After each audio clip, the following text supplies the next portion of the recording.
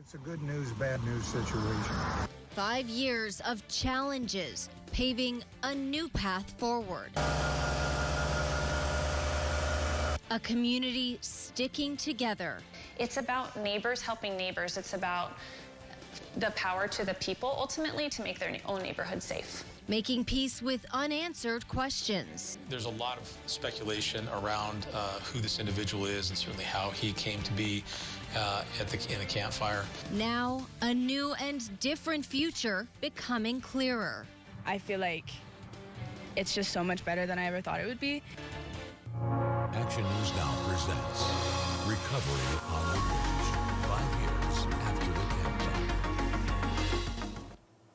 Today, campfire survivors gathered in Paradise to pay respect to those killed 5 years ago. 85 seconds of silent remembrance, 1 second for every life lost.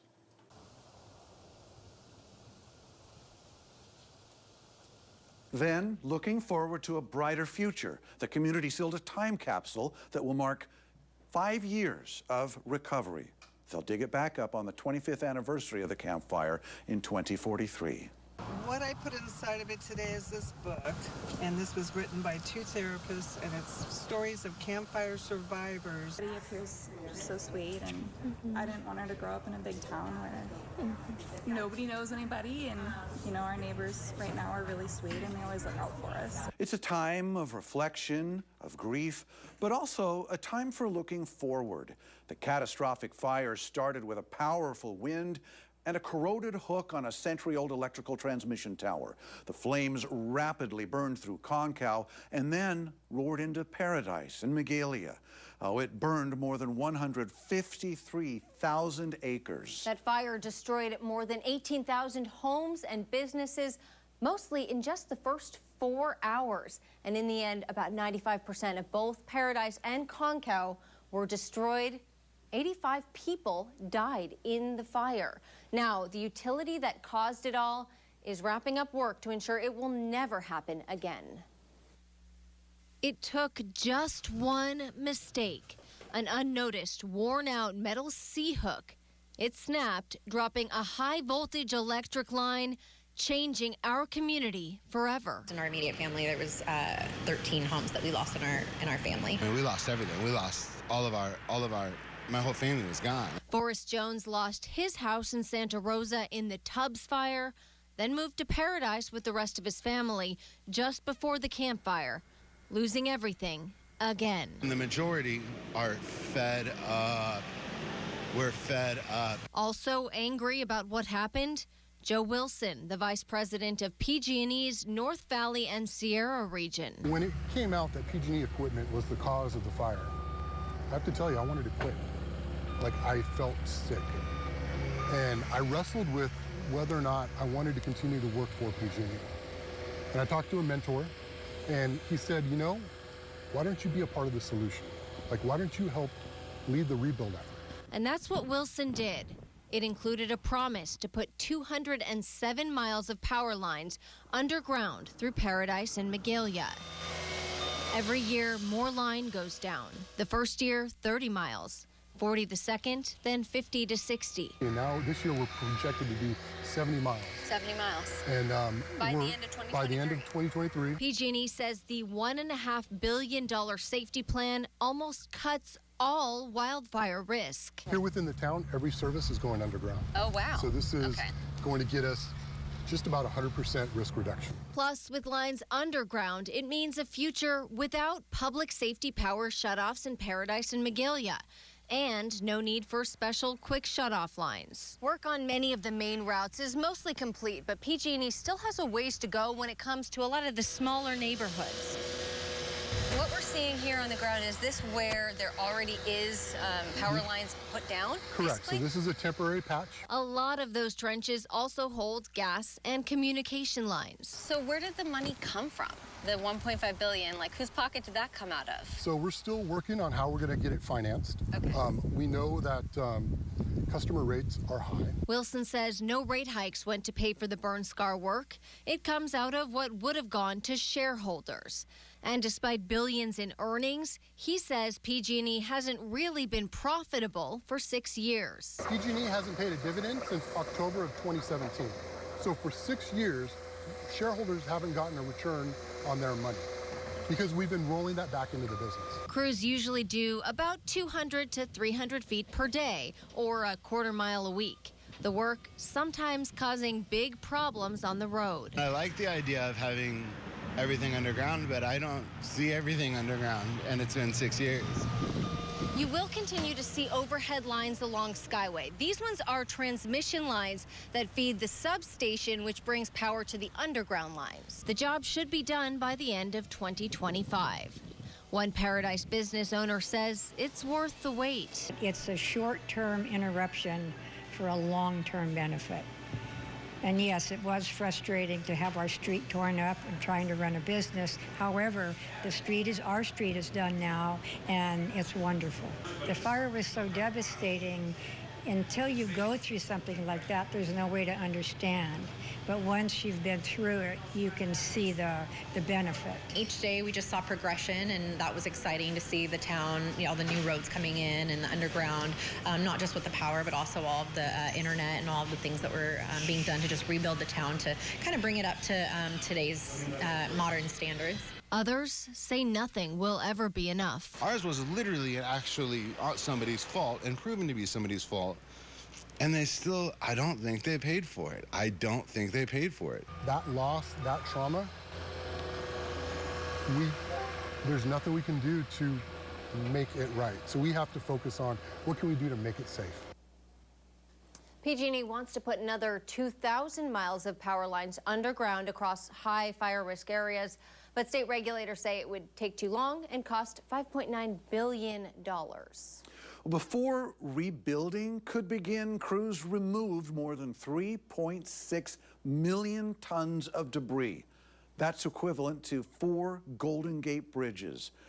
Debris removal crews traveled the equivalent of more than 28 million road miles. That's 59 round trips to the moon from December 2018 through November 2019. Wear and tear on the roads meant some serious rehab, and road restructuring had to include more space for people to get out in a hurry. Action News Now reporter Chloe Curtis shows us where evacuation upgrades and road repairs stand today. Immediately after the fire, we realized that the recovery was going to be massive and the scope of it was going to take decades. Decades to fix the roads, important to the recovery of the ridge. Identified 39 recovery projects that are in our long-term recovery plan. And one of those, actually quite a few of them, deal with our roadways, but one certainly was restoring our roadways and fixing them after all of the damage that happened through the campfire and debris removal. This is what a lot of roads still look like in Paradise, potholes and cracks as work continues. But this is what they hope the roads will look like once the job is completed. For 5 years, almost 5 years, is this more or less than you thought you'd be able to accomplish in that time? Yeah, I think we both look at each other with the same answer, that it's better than anyone could have ever expected. When it comes to the paving part of restoring the roads, Maddox says about 20 to 25% of the work is done, and more projects still in the pipeline. You're looking at Circlewood Drive. It's the first FEMA-funded road rehab project in town. By the time work is completed, every public road in Paradise will be paved. The town has secured about $200 million for projects, some that haven't even started yet. Work that'll largely focus on road work and evacuation routes. The traffic jams and delays still fresh in many people's minds from the day of the fire. We had drills before the fire with contraflow or one-way evacuation, but we learned a lot from the campfire through that experience that we have now added into our training and our preparedness. We're looking at roads like Pence Road for a brand new road widening to include a center two-way left turn lane and a bike path that can be used in evacuation. We're looking at widening portions of Skyway between Billy and Wagstaff. I feel absolutely called to do this work. The work here on the ridge is more than just a job. Curtis and Maddox are campfire survivors and feel a calling to help their community. Certainly, I was affected by the fire. Luckily, my home's survived, but I really felt that that was my duty at that point to really put my time and my efforts into this job because there is nothing more rewarding I could imagine doing. I wouldn't imagine being anywhere else. Being personally affected by it helps us provide empathy and understanding to the community who's going through it alongside us. As for what's next, at the end of it, in 2026, Paradise could have some of the best roads, if not the best roads in California. Maddox says the town is looking to deliver about 25 miles of paving per year over the next 3 years. In Paradise, Chloe Curtis, Action News Now. Coverage you can count on. The town of Paradise does have an interactive map detailing when and where road work will happen in the years ahead. You can access it on our website under News and then News Links. Now, across the burn scar, Butte County has completed about 16 miles of road repair. That's from Skyway in Chico up to Paradise, plus 6 miles along Pence Road from Paradise down to Highway 70, and about a mile along New Skyway from Paradise up to Koodalink Road. Now, these completed projects make up 45% of the needed work. 5 years later, there's still one unsolved mystery after the campfire. I'm Kelly Som. Coming up, I'll tell you about the ongoing effort to identify the last campfire victim. There remains one unsolved mystery of the campfire. Action News Now anchor Kelly Som looked into the ongoing effort to put a name to the very last campfire victim. So, Kelly, what did you find out about this investigation 5 years later? Well, you may remember there were 85 crosses put up to remember all 85 victims of the campfire, and only 84 of those crosses have a name. That's because one of those victims still has not been identified.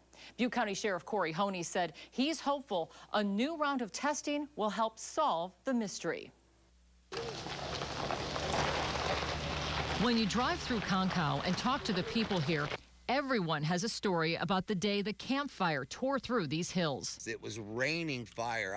It was like embers were like snowflakes. Walked outside and seen the smoke. It was a vivid memory. It was waking up in the morning, looking out, seeing it all yellow and saying, what's going on? By 7:30 that morning, the campfire was burning to the southwest and traveling fast, destroying almost everything in its path, including one particular home right here near Schweihart Lane and Concow Road. This photo shows all that was left of that home. Among the ashes, investigators discovered the remains of a mystery man who's still unidentified.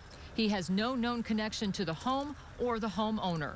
This is that one case where it's out there. Butte County Sheriff Corey Honey said scientists extracted limited information from the man's DNA and dental work. Do you have any type of description of maybe height, weight, maybe ancestry, what type of information? The best that we have, and again, it's based on analysis of very small bone fragments done by forensic anthropologists, is that they believe that the individual was a larger, older adult, male, and had dental work. This is the groundbreaking tool investigators use to identify most of the campfire victims so quickly. The Andy Rapid DNA machine quickly matches the DNA of recovered remains to relatives. Take what's called a buccal swab by rubbing the inside of a person's cheek. Within an hour and a half or so, you can have a DNA profile.